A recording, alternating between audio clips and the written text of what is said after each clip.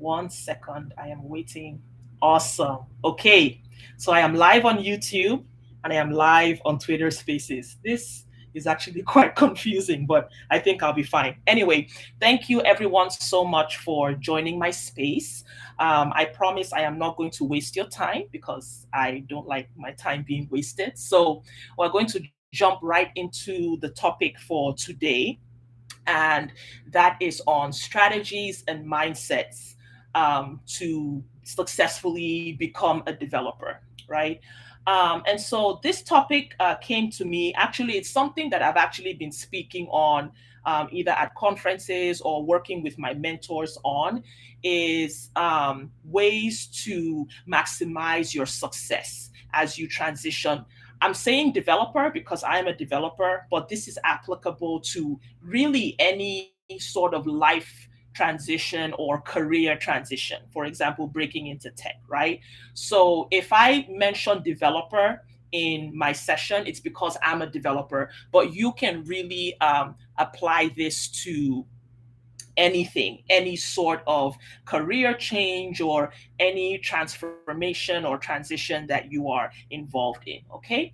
Um, so, why am I talking about a success mindset and strategy? Well, as a result of the remote nature of tech, right? There are a lot of learning resources, there are a lot of opportunities that are now available to those who want to learn, for example, learning to code. And that's a good thing. I love all the boot camps that are out there. I love the learning resources, Udemy, LinkedIn Learning, for example. I love it. Most of them are free, like, for example, Free Code Camp. Some are paid, but I just love how much is out there, even YouTube, right? To learn how to code, right? Or to learn a new skill. So that's a good thing. But the other side of that coin is because these learning resources are so accessible, it is now increasing the number of junior level or early career level developers. Let me say developers because that's what I do. That group is increasing more and more, right?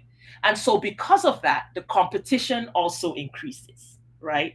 So it's like a double-edged sword. On the one hand, you have all these resources, you're able to learn, you're able to teach yourself these new skills to change your career. But just like you are learning, other people are learning too. So I think it makes sense to set yourself up as much as you can. I'm not saying that don't dive into the material. I'm not saying don't start learning. But if you are serious about making this career change, I think that there are ways that you can set yourself up for better success. And so approaching your process of breaking into tech with a deliberate mentality, okay?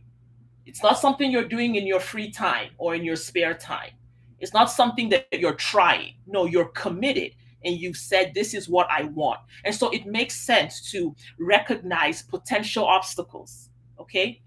Identify potential distractions and prepare for them ahead of time so that if you meet these obstacles or distractions, you already have a game plan to get out of them. Because I can tell you, I've mentored a lot of people that are breaking into tech. And it just takes one thing. It takes one sentence from a loved one. It takes one setback to completely derail your efforts and everything you've worked hard at up until that point. And so I think it's wisdom really to spend the time to think about these things and prepare. Okay. Now, I will say that this session today is relevant for those who are learning, right? So you're learning to code, you're in a boot camp, or you're teaching yourself. I do know that we may have job hunters. So, like, you've kind of past the learning stage and you're now actively job searching. I may cover that group of people in a future session. All right. So I want to say that right now I'm focused on preparing yourself for your learning process. Okay. All right. Now, when you are learning to code or breaking into tech, whatever you're learning, your most precious possession is time. And I encourage you to take notes, even though I'm recording this on YouTube. Your most precious possession is time, right? Because learning a new skill, especially in tech, is difficult.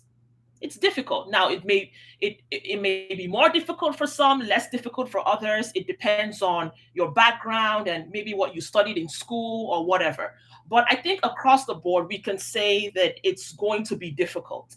And your most precious possession is time, because you are going to need time to keep exposing yourself to these new concepts that you're learning. Very few of us will learn something on the first try in tech. I know that's true for me. Like, it took me forever to start getting comfortable with JavaScript.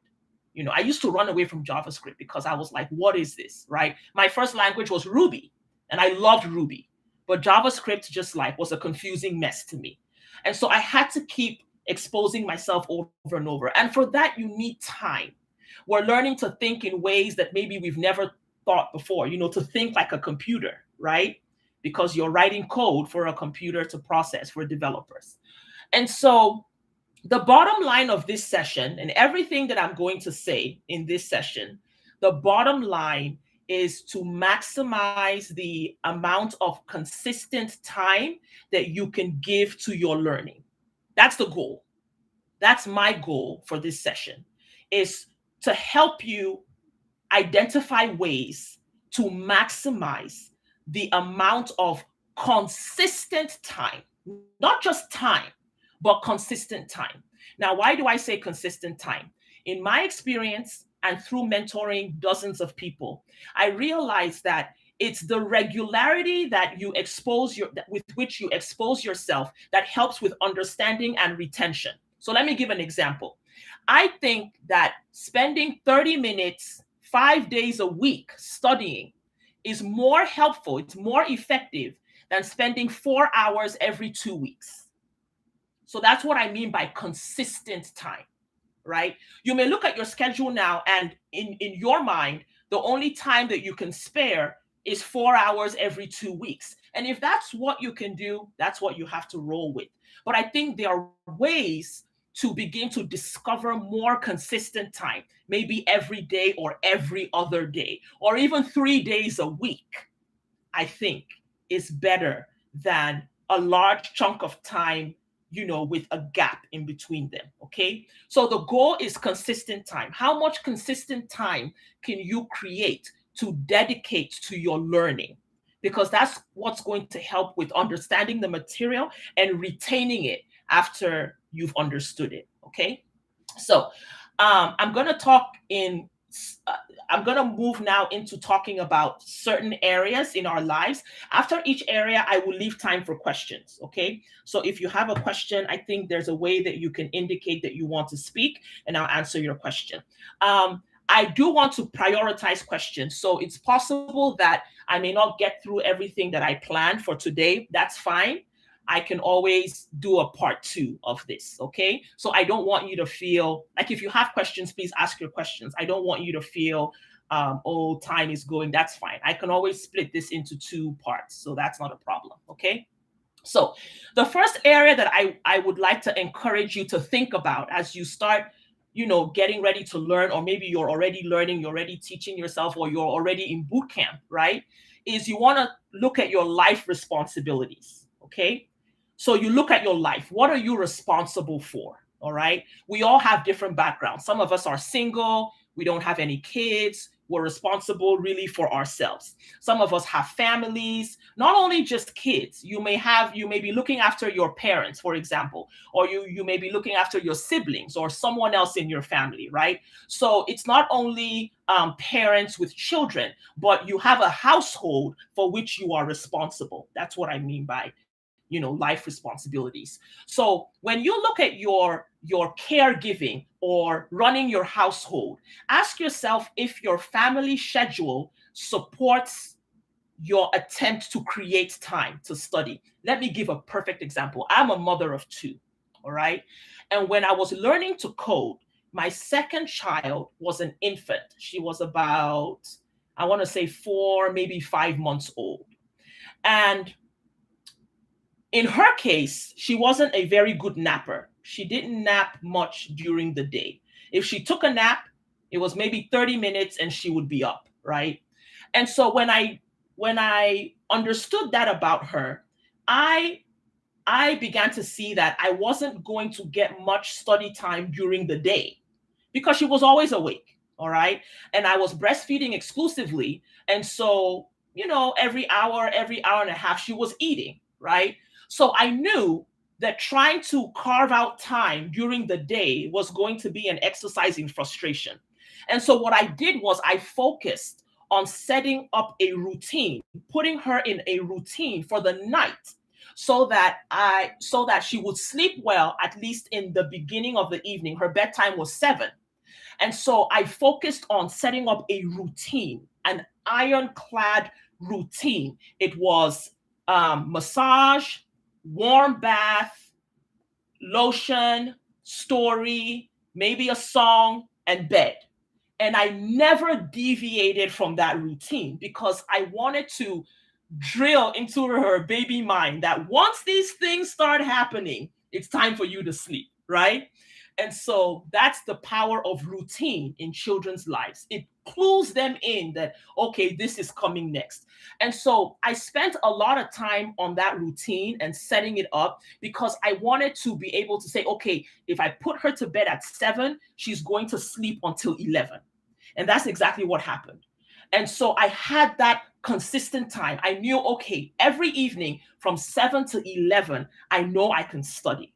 So that's an example from my life, but it's just an example. So what I'm encouraging is look at your family schedule, your household schedule. What can you change? Maybe you have children that don't go to bed till 11 because maybe that's worked for you, but now you need time in the evening. What can you begin to encourage? What can you begin to change in your household that allows you to free up time?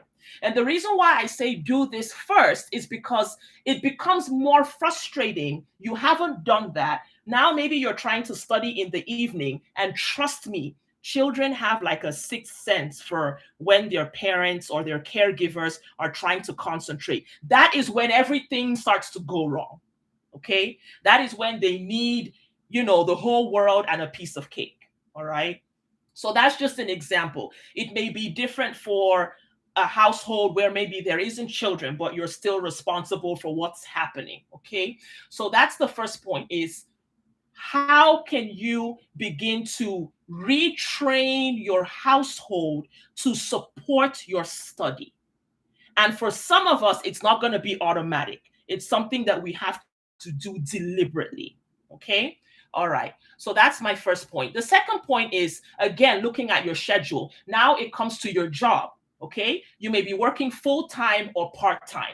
So you can think, are there ways that you can tweak your job schedule to help you to create time or maintain time that you've created? Okay. Now, with jobs, sometimes things are very inflexible.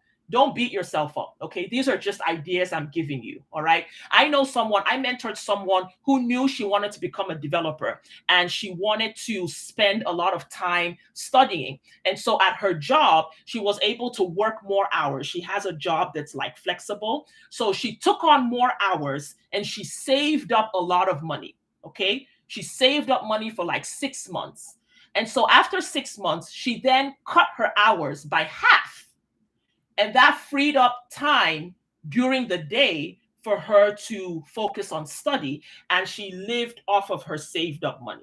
Okay. So that's just an example. That's not always available to everyone. So I recognize that. But I want to throw it out there. What are we trying to do? We are looking for creative ways to create consistent time.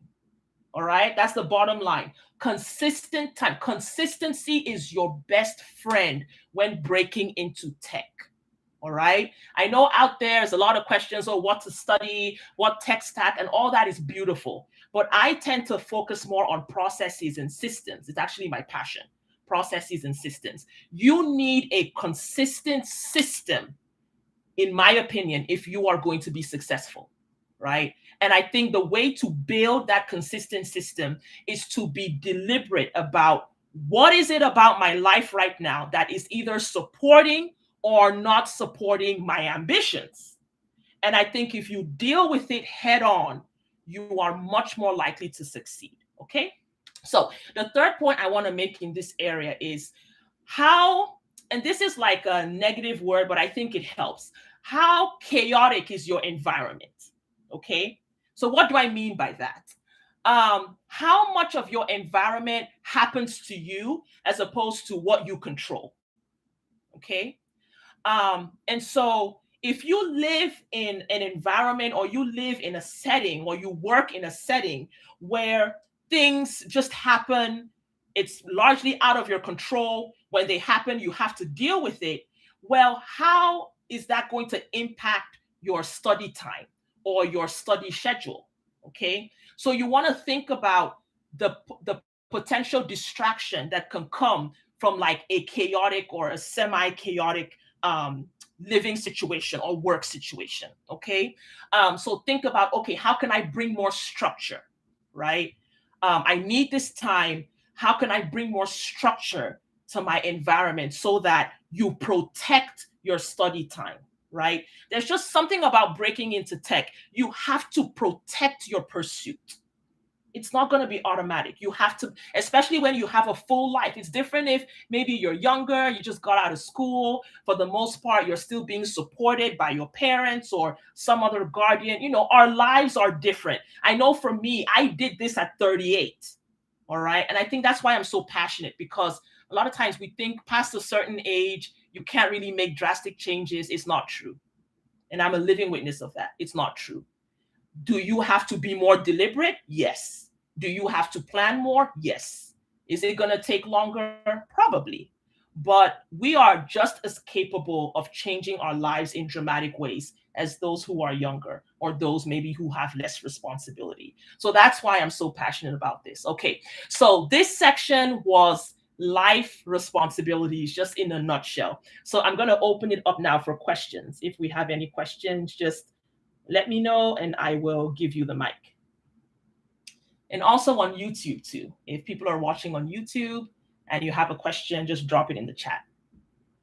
If there are no questions, I'll keep going.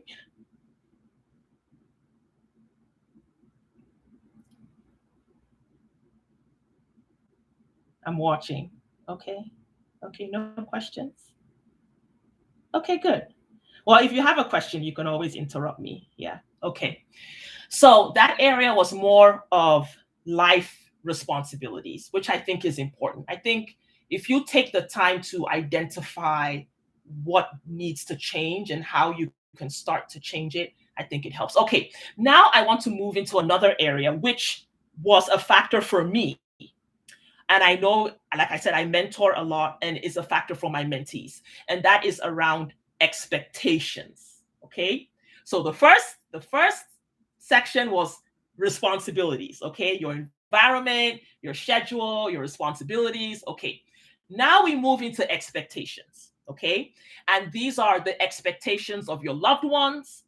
For example, a spouse or, someone you're living with, a boyfriend, girlfriend, expectations of your children, whoever is in your life circle, whoever you do life with, that your decision to break into tech is probably going to impact. Okay, that's who I'm talking about, right? And I know we all come from different walks of life, so I'm trying not to be too, like, I'm trying not to only say, for example, spouse, right? Because it could be anybody, all right? But we're talking about expectations. Now, this is the real, okay?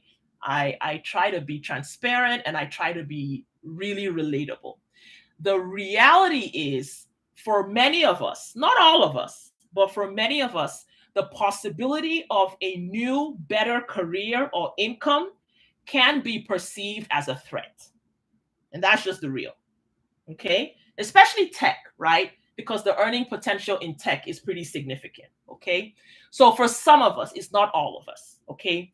I think it is unwise to assume that just because you are excited about your journey, that means everyone is equally as excited. Is it great? Yes, that's what we all want. Okay. We want 1,000% support from everybody.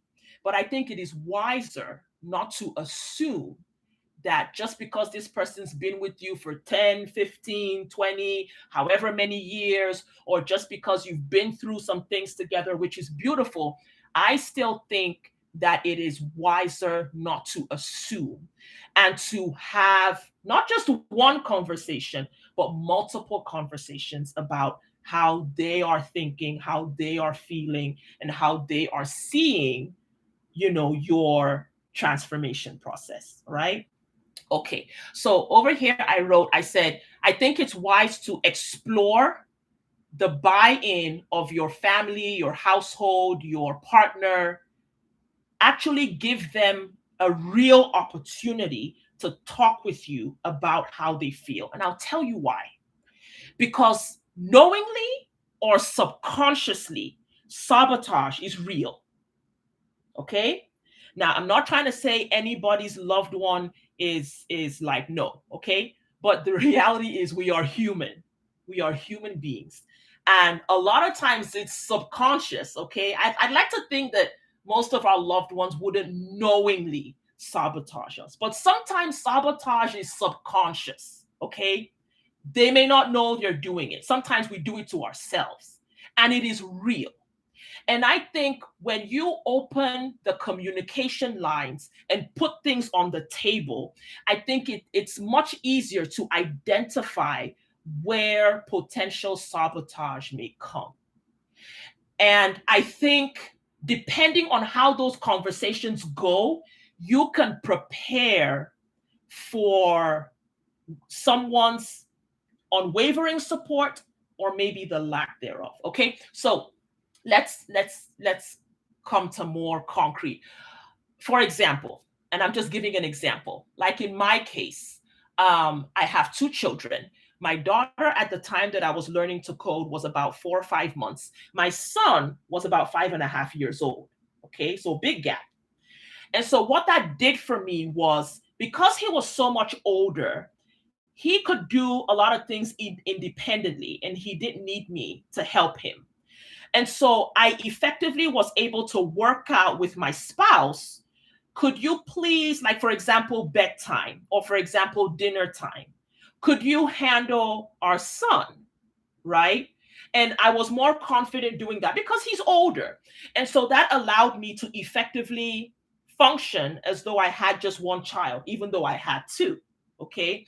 And so initially, the responsibility for both my children was squarely on my shoulders. But when I began my process, I was able to talk with my spouse and say, hey, could you take on more of the responsibility of our older child? That will allow me to focus more on our infant child and free me up for what I'm trying to do. Okay. Now, if you just come out of the gate and ask that kind of thing without first exploring how that person feels about what you're doing, you may be setting yourself up for a blowout in the future, or at the very least, some level of sabotage, because we're human beings. Okay. So that's the point I'm trying to make, is the buy-in of those you live with or those who you are doing life with. Okay, not necessarily like, some friend that you meet for drinks every 3 weeks. They may be much less impacted than those you live with. You want to give those you live with an opportunity to honestly express how they feel, not just about what you're doing, but what it's going to cost them, how it's going to change their responsibilities. Okay, I think it's wise. Sometimes we avoid things like that. It depends on your situation. Sometimes maybe you feel, oh, it's going to lead to a fight, and so sometimes we avoid those type of things and we tell ourselves, oh, I'll handle it. But trust me, you get deep enough in your learning process, you're going to wish that maybe you offloaded some responsibilities somehow. Trust, you're going to wish. So it may be unpleasant, but I think you should still do that. Okay. Another point I want to make in this section is, be ready for your household to be excited and supportive in the beginning, but maybe after 3 months, 4 months, it's like, okay, what's going on? Okay. This is something that a lot of my mentors experience. Okay. In the beginning, the spouse was on the table. Parents were like, oh, this is great. Whoever else they were living with, oh, this is awesome. And it's like, it's in the beginning, right? But the truth of the matter is, none of us, even if you're in a boot camp, like I was in a boot camp for 6 months, but after the boot camp, then it was time to get a job. And I had no idea how long it was going to take me. I hoped that I would get a job quickly, but for a lot of us, it's a different, it's a, it really depends. Some of us 6 months in, 9 months in, we're still looking. And the reality is, the support and the excitement of our loved ones may begin to wane. Okay. It may start, let's say, you put some responsibilities, for example, on your partner. And in the beginning, they were like, oh, of course. Yeah. Of course. Anything for you, baby. You know, and true, they were on it. But now it's been 4 months and they're getting tired. Okay. So this is the reality. All right. So I think in situations like that, you want to be strategic. You want to think about, okay, do you have a fallback? So you're depending on this person primarily, but do you have a fallback, right? Or are you willing to tweak your study schedule to take back some of the responsibility that you gave them in the beginning? It's all about awareness, okay? Nobody's situation is perfect. Nobody's situation is perfect. Mine wasn't perfect. But I think when you do the work ahead of time to really think through these things, then when these scenarios arise or when things look like they're going to go left all of a sudden, you've already done the work ahead of time to think about, okay, how can I adjust? How can I shift? How can I bring somebody else in? And you can stay committed to what you have chosen to do and not allow these things to derail you. Okay. And I think that's really the reason for this. I don't want any of you to be derailed. You may have to change your schedule. Some things may have to, but at the end of the day, I think you are worth achieving your career goals. You're worth it. Okay. So expectations is a big section. Okay. Um, I wrote here, I said, whatever plans you have or whatever setup that you create that involve people, always prepare for contingencies. Have a backup. I don't care if it's your spouse. I don't care if you've been through hell together.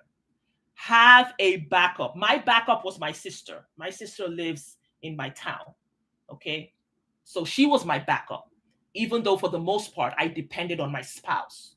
But on the off chance that they couldn't come through in a way that I needed them to, I had already had that conversation with my sister that I'm going to need you to be my backup if this happens or that happens. Okay. So I think it's wise whenever you have a situation where you are depending on people or a person, because we are human, I think it is wise, if you can, to have a backup. Right. And that allows you, again, what's the goal? To stay consistent, to keep going, to not derail from your goals and your ambitions, which are good. All right. Okay. So that was expectations, the section of expectations. So, does anyone have any questions for that section? And let me check YouTube as well. Okay. Anyone?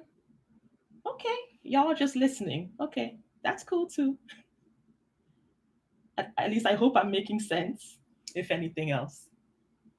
All right. Okay, good. Well, thank you. Okay. So that was expectation. So the third section that I'm going to cover today, and this is the last section, is about your energy. Okay. So your energy, your ebb and flow, your energy ebb and flow. All right. So we've talked about your schedule. We've talked about, how your household runs. For many of us who have children, if you are wide, like I know for me, that wasn't me. For the most part, it was anything goes, anything goes, whenever you want to wake up, whenever. But at some point, I was like, okay, we need to introduce some discipline, right? So We talked about scheduling. We talked about, your work schedule, how you can tweak that. We've talked about expectations.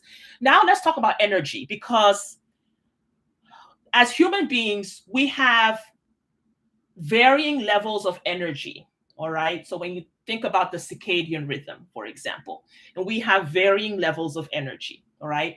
Now, I learned this the hard way when I was applying for jobs, not so much boot camp, because, like I said, during the day, I was just with my daughter and I would study, study, study at night. But when I started applying for jobs, that's when I really got the understanding that there are just some times that I am higher energy and sometimes I am lower energy. Okay. And so I think once you start creating your pockets of consistent time, okay, 1 hour Monday, 30 minutes Tuesday, you have your study schedule. I think you want to think about your energy levels day to day. So, what do I mean by that? So, and I think the best way actually to think about this is not, don't try to consider your energy levels for yourself. Ask somebody who you live with, if you live with anyone, or like a close friend, right? I think that's the best way. Don't make this determination by yourself, because we as human beings, we tend to like look at ourselves with rose-colored glasses. We tend to think better of ourselves than we really are. So I think when it comes to your energy levels day to day, I think it's much more effective to ask someone. Someone you live with will tell you, oh, you're always raring to go in the morning. Someone who you live with will tell you, oh, afternoon, that's not the time to talk to you, right? So I think it's better just ask someone, right? But get a sense for how your energy levels ebb and flow during the day. Do you have a lot of energy in the morning? Do you catch a second wind in the late evening? Do you find that you do your best work like between 12 and 2 a.m., right? It's different for everybody. And of course, getting back to family responsibilities, household responsibilities, that could also change things as well. But the point I'm trying to make here is when you look at the different aspects of your study, like, so you have, maybe you're watching videos, like tutorial videos, or maybe you're solving coding challenges, or, there's different aspects to what you're studying. And these different things require different energy. So again, let me go back to my life. For me, if I was actively coding, I needed high energy. I couldn't be tired. Trying to solve an algorithm while tired was like an exercise in frustration for me. And so when I looked at my day, during the day, my daughter is awake, she refuses to sleep. I'm not going to get anything done. Okay. I'm not going to, I'm tired. I'm breastfeeding round the clock. And so for me, during the day, I was lower energy than in the evening when she was sleeping. All right. And so during the day, that's when I would watch the videos. That's when I would listen to the podcast. I would listen, like my boot camp, they had recorded office hours. I would listen to the office hours. Everything was passive. That's the key. During my days, as long as it was passive learning, that's what I did. And I saved all my active learning for the evening when that little girl was asleep. And I knew that I could work uninterrupted. And also, my energy levels in the evening tend to be higher than during the day.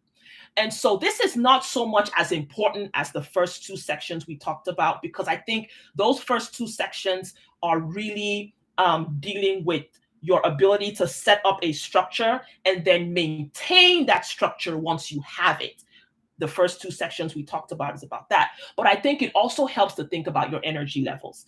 And the goal here is to work with your energy levels and not against them.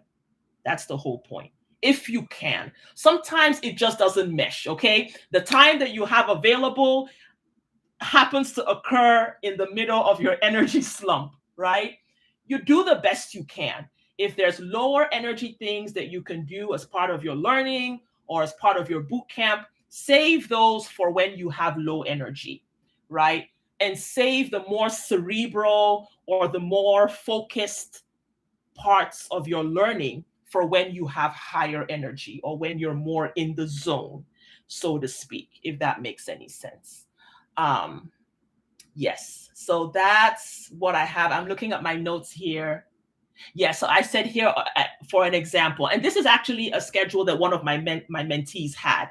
So during the weekdays, she only had about 40 minutes, 30 to 40 minutes a day to do any studying. And then on her weekend, she had more time. She had like 3-hour blocks on the weekend. So what she did was on the weekdays, she would just watch lesson videos. That's it. 30 minutes, 40 minutes. She would just watch lesson videos and take a few notes that she could.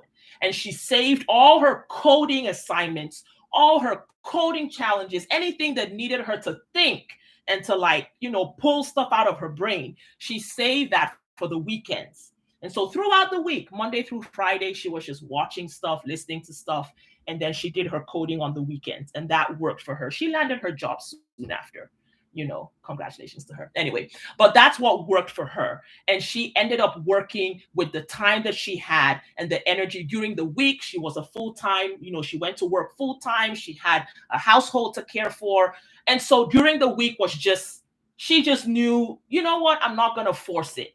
My weeks are just crazy busy. So that's what worked for her. And then she just use the weekend. Some weekends she would send her children like to a neighbor or to like a family member, and she was able to do that. And so that's how she crafted her own consistent time, not just time, but consistent. If you hear nothing else today, if there's one word you can walk away with today, just walk away with that word, consistent. Okay. If you heard nothing else but consistent, I've done my job. Okay. So that's an example of what she did, and that worked for her. All right. So think about your energy levels. Okay. Any questions for that section?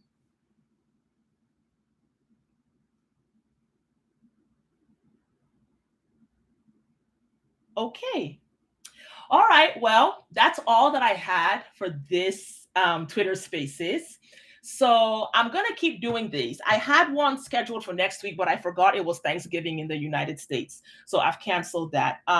But like I said, my passion is, so I have a niche, right? My passion is caregivers of any kind, parents, caring for parents of children, caring for older, any sort of caregiving that is consistent. Okay, I have a request. Let me finish what I'm saying, and I'll let you speak. I also am passionate for people who have full-time lives. All right, so you already have this life that you are responsible for, and yet you want to break into tech. I'm also passionate, definitely women. I'm a woman, but also particularly older people. All right, older people above 35, above 40, above 50, and just people who maybe have a sense that it's too late for me. Like I'm very attracted to those kind of people because that was my experience. I became a developer at 38. And yeah, so I'm going to keep doing spaces like this to serve those niche of people. All right. And I may talk about developer because I'm a developer, but really a lot of what I talk about is applicable to any area of tech, just changing careers, breaking into a new career, learning from the beginning and quote unquote starting over in a new career is applicable. So I'm just saying that to say I'm very grateful for you attending. I think somebody wanted to ask a question, but maybe they put their hand down. Did someone want to ask a question or say something, or anyone have a comment? That's also good. Okay, nobody? Okay. I do want to shout out my newsletter. I maintain a newsletter. I try to publish at least twice a month. So you can join my newsletter at news.arit, my name, ARIT.dev, DEV. All right. And the link, I believe, is in my Twitter profile. So I have a newsletter, and follow me on Twitter.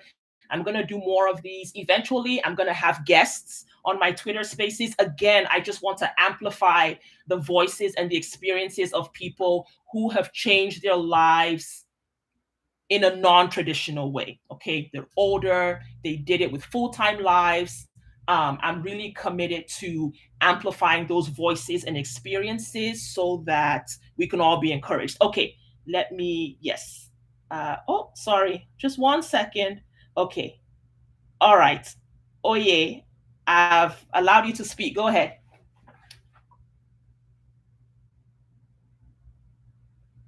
It's connecting. Okay, go ahead. Yes, go ahead.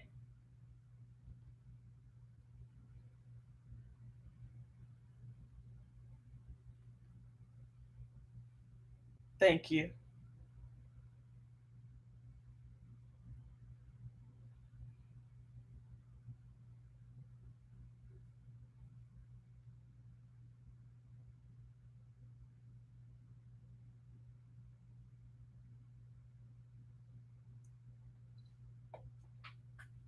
Yes,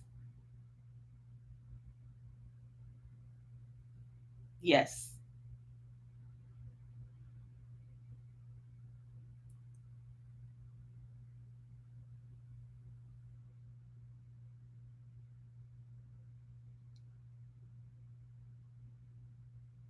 yes.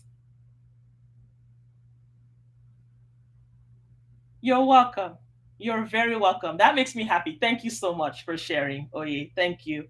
Um, yes, it's one thing that I want to say as well, because this is something I think that bears saying.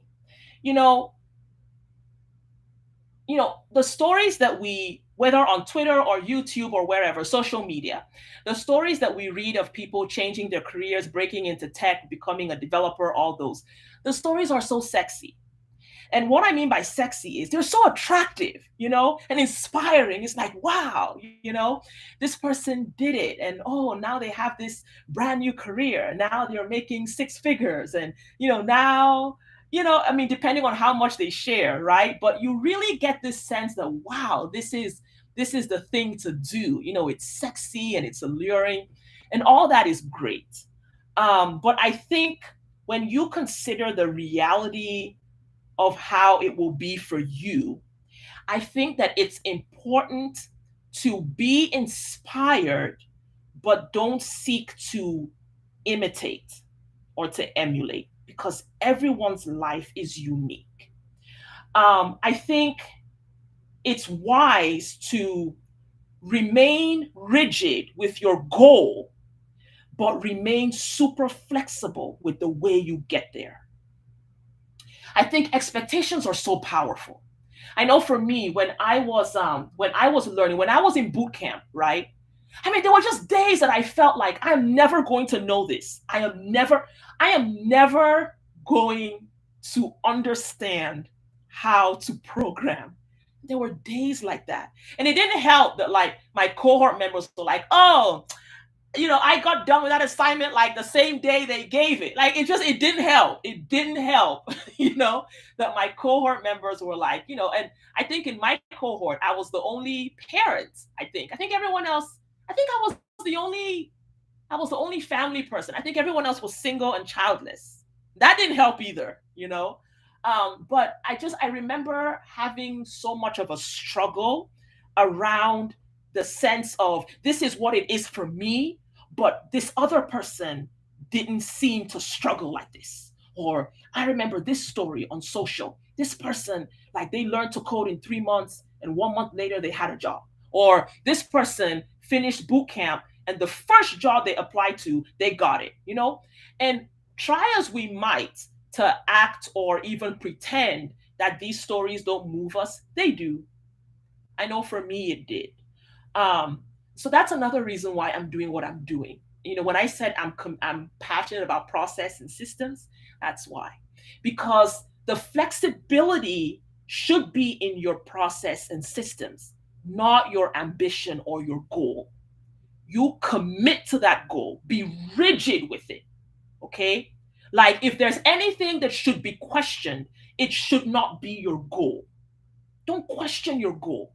That is set. Okay? The top of the mountain will always be the top of. Do you ever see the top of a mountain shifting? It never moves. It's always the peak of Everest is always going to be there, right?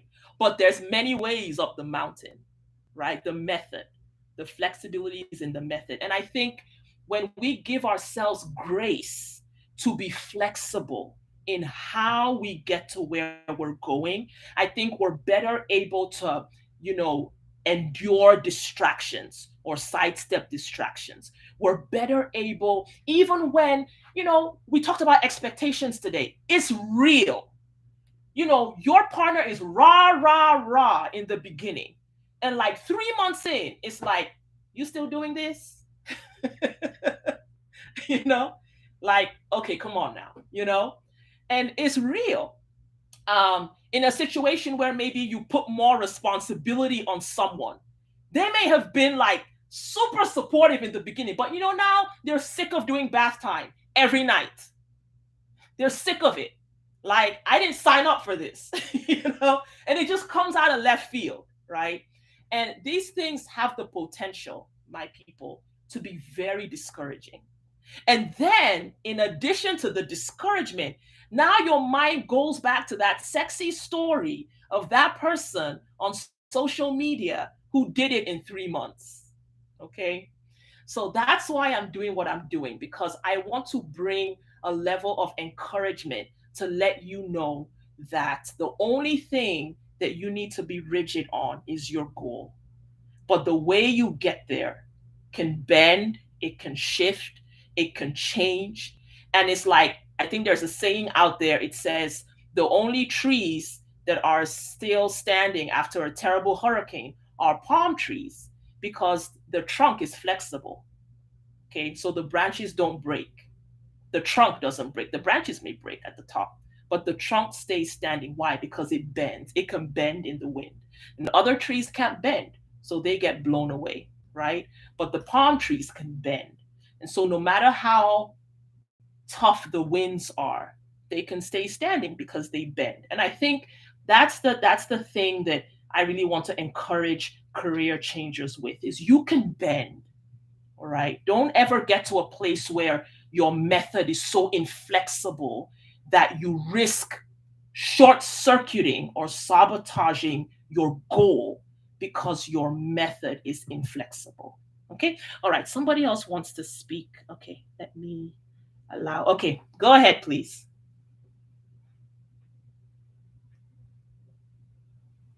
I think it was Otome. Am I saying your name correctly? Otome? Someone wanted to speak. I'm not sure who it was. Okay, go ahead.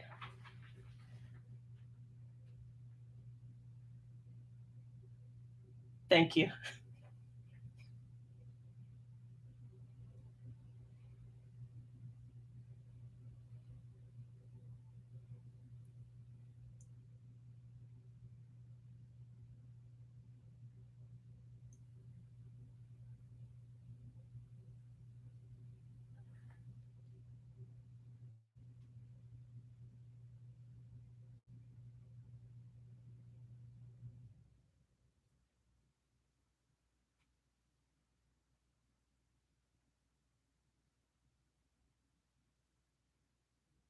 Okay. Okay. Thank you. I can answer that. I'm going to repeat your question for those on YouTube. So, what this gentleman is asking is, which boot camps do I recommend?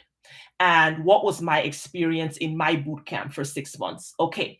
So, as far as boot camp, I honestly, the one that I attended no longer exists. They got acquired by another company, right? So, I can't even recommend people to that, which was a great boot camp. The reality is this: there are a lot of boot camps, there's so many of them. That's the truth. And I live in the United States. I know that there are a lot that are based in the United States, but even overseas, my home country, Nigeria, I know we're having more and more that are coming up, and other countries as well, which is amazing. I love that. So I think, to answer, I don't want to speak out of ignorance because I haven't really done any sort of like comparative research or any, I don't want to speak on what I don't know. But as far as locating a boot camp, I really think you just Google coding boot camp wherever you are, Lagos, Accra, wherever you happen to be, or even just your country. You can go the country level and you can Google that. And at least the reputable boot camp should have pretty informative websites. Okay. And so you look at their website and you get a sense for not just what they teach, but what their outcomes are. Okay. So what percentage of their students graduate? What percentage of their students get jobs? How soon do they get jobs? 6 months, 9 months, a year? And if that information isn't available on the website, feel free to reach out, email them, call them if that's an option, and ask questions. Okay. And have a little book, keep notes of your research, whatever you find. And then if you can get a hold, you can do a search on social media and see if there's anyone in your social network who attended one of these programs and reach out to them and ask them, how was your experience? I think with the internet, there's definitely ways to, find out more information about boot camps and see, which ones better align with your career goals, is what I would say. Okay. Now, as far as my experience, so when I was choosing a boot camp, and I'll say this because I didn't just pick a name out of a hat, all right? When I decided, at first I was self-learning. I was using YouTube, I was using Code School, I was using Udacity, the free courses on these platforms. But like I said, I started self-learning while I was pregnant, and I continued. When I gave birth, I stopped because I gave birth. But as I kind of got through the first couple months of postpartum, I went back to self-learning. Now, when I went back, I was sleep deprived. I was in pain because I had a C-section. I just wasn't in the space to direct myself. Okay. And I began to feel like my learning didn't have direction. Okay. Like one day I was learning Python, another day I was learning Ruby, another day I was learning Bash scripting. I felt like I didn't have a direction. So that was when I decided to find some formal training program. I didn't even know about the word bootcamp until I started researching. But I knew I wanted some kind of formal program where somebody has like written out the curriculum and there's some kind of assessments, there's grading, there's like a sense of community. I needed that structure because I wasn't in the mental and physical and emotional space to do it myself. I know successful developers who are completely self-taught. Okay. They just used free resources and they were able to bang out a path for themselves and they did it. And hats off to them. I wasn't one of those people. Okay. So when I started researching boot camps, I quickly figured out that some boot camps it's like a class, you're just not in class. Okay. So you have live lectures, some of them from 9 a.m. to 3 p.m., some of them from 9 a.m. to 6 p.m. And that was a no-no for me because I'm sleep deprived. I have this young baby, right? Like I didn't want a situation where I was skipping class because of my situation. And so that disqualified a lot of boot camps for me. I started looking for boot camps that were self-paced, okay? Meaning all the information has already been loaded, onto their portal or onto their website or whatever, and I can go at my own pace. I needed that because I knew I wasn't going to be keeping up with any classes, all right? I also wanted a boot camp that wasn't cohort driven. So they could accept us as cohorts, as groups of students, but I didn't want a cohort driven boot camp. And I'll tell you why. I knew that if for some reason I wasn't able to keep up with my cohort, I knew that being dropped into the cohort behind me would discourage me. I knew that.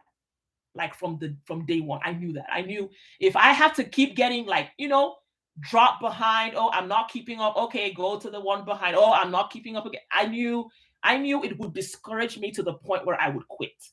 So again, I looked for a boot camp that they may take you as a cohort. You may be like a group that got admitted on the same day, but it's every man for himself. Like just leave me to progress the way I want to. So that was another thing. All right. So I'm breaking down how I chose my boot camp. Okay. The next thing for me was I didn't want a boot camp. And now this is for me. You know what? ISAs are great. Income sharing agreements are great.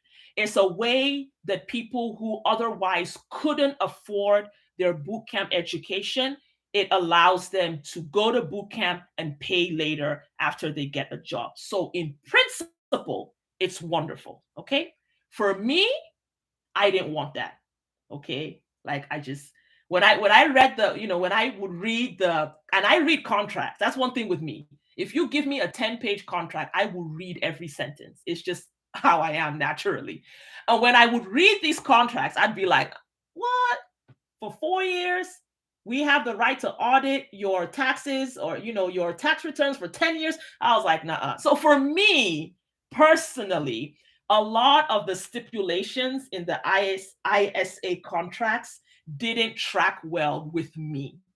And so I then was looking for boot camps where either I could pay upfront. Now, I wasn't going to pay upfront because I wasn't flush like that, but either I could pay maybe in installments or I could take a loan. Okay. Because a loan makes sense to me. Okay. This is my interest rate. This is what I'm borrowing. This is my minimum. A loan made more sense to me than an ISA. But that's just me, okay? So I'm telling you like the process. And so after I satisfied all these criteria that I had for myself, that was how I landed on the boot camp that I did. It was called the Fire Hose Project. And they've since been acquired, so they don't exist anymore. But the Fire Hose Project was a 6-month boot camp, completely self-paced. It wasn't cohort driven, and you had 2 ways to pay. Either you paid up front or you took a loan. So I took the loan.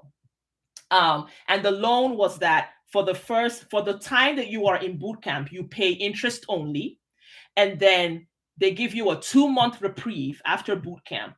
And then by the 3rd month, you start paying about $300-ish until you've paid it off.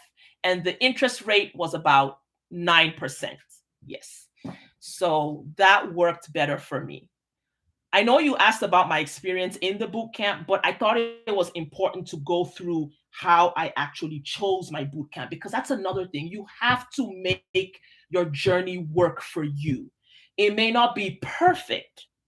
It may not be perfect, but you cannot shoot yourself in the foot because you're trying to change careers. You have to stay true to who you are. You have to stay true to your financial situation, not just your present financial situation, but your future. And that's what made me run away from the ISAs, because the contract said for 10 years, we can audit your, I was like, no, like, I don't know where I'm going to be in 10 years.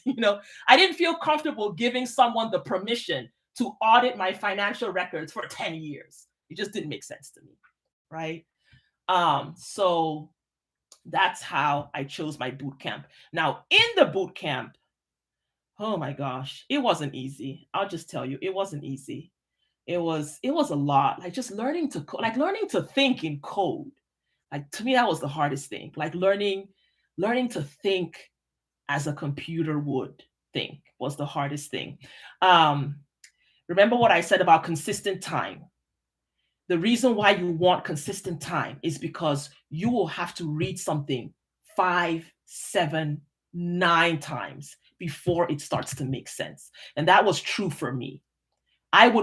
We had our material, it was divided into modules. I kid you not, I would do modules 3 times. 3 times. I would repeat modules up to 3 times just to feel like I could move to the next one. Because I would move to the next one, I would be so confused. I'd be like, what is this? And then I would realize, oh, I didn't understand the last module. And so that was me. The best thing about my boot camp for me was once a week, we met with a mentor. And during that 1 hour meeting, and for me, my 1 hour meeting was between 7 and 11, like I said, when my daughter was sleeping. And that 1 hour meeting was our chance to ask our mentor anything we didn't understand or practice stuff that we didn't feel we had a good grasp on.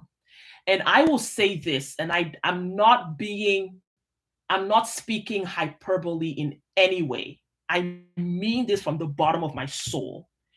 I don't think I would have become a developer if I didn't have the mentor that I had in bootcamp.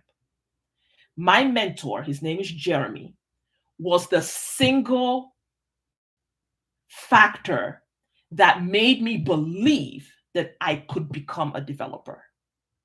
Not the material, not the bootcamp. It was Jeremy. Because every week when we got together for 1 hour, he would, I would be struggling on a function and he would give me permission to stop coding. He would say, all right, stop coding.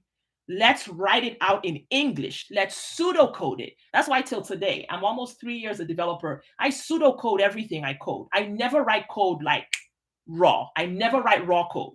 I always pseudocode because I learned that in bootcamp. If you can write it in English or whatever language you speak, if you can write it in your native tongue, you can translate it to code, right? And that was a skill that he taught me. And I think that and so many other things from my mentoring relationship in bootcamp, I think is the one single factor I believe that I kept going. I think if I didn't have that, I got to a point in bootcamp, I was like, I can't do this. And I would go to every weekly meeting with Jeremy and I would be telling him, Jeremy, I can't do this. I'm exhausted. I'm tired. Yes, my baby's sleeping, but I still have to feed her like twice in the night. Like I was exhausted, you know? And every week I had someone in my corner telling me, if you live, because his job, this was pre-pandemic now, okay? So it's not like today where everything seems to be going remote. But at that time, he would tell me, Arit, if you lived where I am, I would hire you, because he was a hiring manager. And just those words. And I knew he wasn't bullshitting me.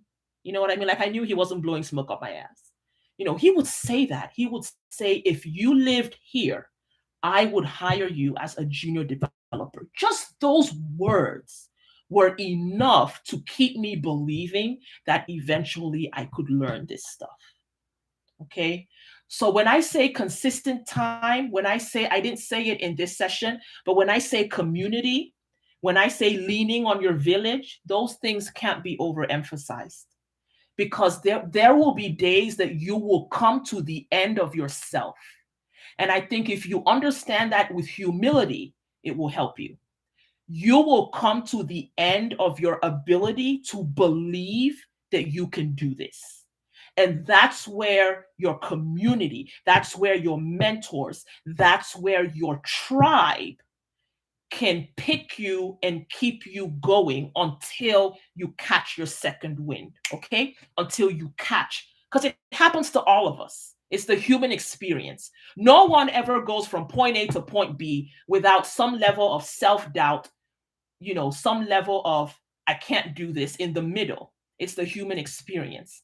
And when you are in that place and you are isolated, you end up believing the lies instead of the truth. And the truth being that you actually have the ability to learn what you don't know. So the issue isn't, I don't get this, I don't understand it, but do you believe that you can learn? And I think that's where community comes in. For me, it was my mentor, not so much the bootcamp, but my mentor. Um, but yes, what else would I say? When I went through boot camp, another thing that I did, and I advise, if you are able to do this, I advise this. Try to go beyond what the boot camp is teaching. Okay, so let me give an example. There was a project that we had in boot camp where we had to build a clone of Instagram. And we had to code the comments, being able to leave a comment on someone's post. And the boot camp said that we should take it 2 levels deep. Okay, So one person comments and then someone responds to the comment. That was what the boot camp asked. I decided to take it 4 levels deep. And I didn't have, because the boot camp didn't do that. There was nothing in the lesson to teach me how to take it 4 levels, right? But I had that mindset that if I can do more than what is required, that proves that I really understand it. Because sometimes it's easy. That's the thing with tutorials, right? When you're following a tutorial, it's easy to feel like you understand something, but you just kind of copying what the person teaching did, right? But when you can go off script and do what quote unquote you were taught to do, but there isn't an example for it, like a ready made example, then you activate that part of your brain that is really learning the stuff. Okay. Not just imitating. Because sometimes tutorials train us how to imitate, not necessarily to build. And so in boot camp, and I did that with every project, not just, I just gave an example, but I did that with I found something that the boot camp didn't ask us to do, and I did it. And I think that also helped me build my sense of ability. Like, I can do this. I can, it took me a while, but it built my sense of efficacy. Like, I can do this. Like I'm actually coding. I'm not just copying, what the lesson says. Like, I can do this. Yeah. So that was the thing. Yeah, I think if you can find a boot camp, my boot camp had a capstone project where you built an application as part of a team of 6. I don't know if every boot camp does this, but I think if you can find a boot camp that does that, it's so good, because that was where I started to learn how to code with other people and how to use Git and GitHub and how to push branches up and cut pull requests and all of that. And I know I've mentored people who went to boot camps where they didn't have that experience, and they just built all the 10 apps that they built by themselves, and they came out not knowing anything about. And the truth of the matter is, as a developer working, you're going to be working with a team, and you're going to need version control. So you have to know how to use Git. There's other like GitHub, like, you have GitLab, but the most popular one is GitHub. You can't function in a developer team without learning version control and how to maintain different branches of your work and kind of work. You need that. And I think if you join a boot camp that has that element, that group learning element, I think it can only serve you. So that's the other thing that I'll say about boot camps. I want to say this about boot camps as well. And it may not be a popular opinion, but I'm going to say it anyway. There's a lot of boot camps that market themselves as, if you join us, you're going to get a job. It's not true. Okay? It's not true. Am I saying that people who attended the boot camps didn't get jobs? Yes, they did. But in my experience and through mentoring, I can say with pretty reasonable confidence that the purpose of a boot camp is to prepare you with a profile and a portfolio that you can use to get a job. Do not put the expectation on your boot camp that they are going to get you a job. I think that is a misplaced expectation. Now, it may just happen. You may be lucky. Some boot camps have partnerships with employers. That's great. Some boot camps may come very close to being able to guarantee that you will get a job, but it's not many of them. Okay. And I think if you go into boot camp with the expectation that this boot camp is going to grant me skills and competencies that I will demonstrate through my portfolio. That's it. That's it. Draw the line at that point, because I think that expectation is much more realistic. And I think it will prepare you when you then get into the job market. You're not going to get into the job market thinking, oh, it's been 3 months. The boot camp said, that testimonial on the boot camp, they had a panel of alumni. and all your alumni said they landed jobs in a month. Like, you're not going to have that at the back of your head now threatening to derail you or to discourage you because your experience didn't go the way of other people's. Okay. And that's a key thing that I have through mentoring, I have seen that sometimes, some boot camps are sneaky. And I'll just say it. Some boot camps in their marketing strategy, they're sneaky. Okay. And they send that message that if you go with us and you sign our ISA, you're going to get a job. Right. It's not true. And I'm bold to say it. It's not true.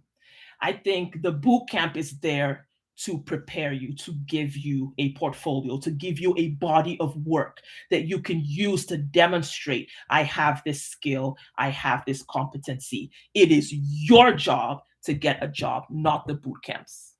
Never the boot camps. Don't expect the boot camp to do that for you. It is your job to get a job. Are there support systems? Yes. Are there strategy? Absolutely. But I think if you take that responsibility on yourself, it will help you to temper and to manage your expectations when you are now in the job search. Right? Okay. That was a long answer to your question, Otome. So I'm sorry, but as I said some things, some other things came into my mind that I felt like I needed to say as well. So thank you for listening. Thank you. Thank you. Any other questions?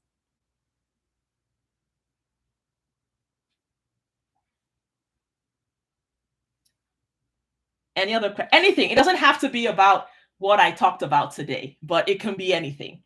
I'm an open book. You can ask me anything, and I'll answer you honestly and, no BS.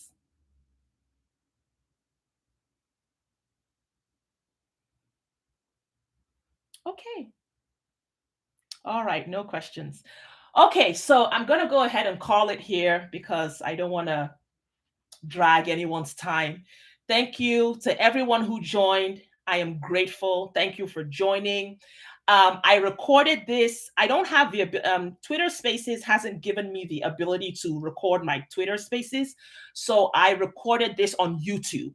So if you go to my YouTube channel, Arid Developer, youtube.com/Arid Developer, the replay of the live is going to be on there, not just for yourself, but maybe you can forward the link to other people who maybe you feel would have benefited from this session.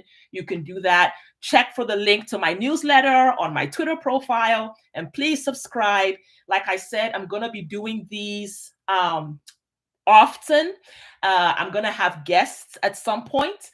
And like I said, my passion is those from a non-traditional background, your parents, your caregivers, you have a full-time life, full-time job, you're over 40, and you're asking yourself, can I do this? Can I change my career, change my life, make more money, feel more fulfilled in my career? Is it too late for me? The answer is no. Am I too busy? The answer is no. Am I too committed to other things? The answer is no. And I represent those three areas. And so that's where my passion lies. Thank you so much for coming. I will let you all go now. Thank you so much. I'll see you on social. Thank you. Bye-bye.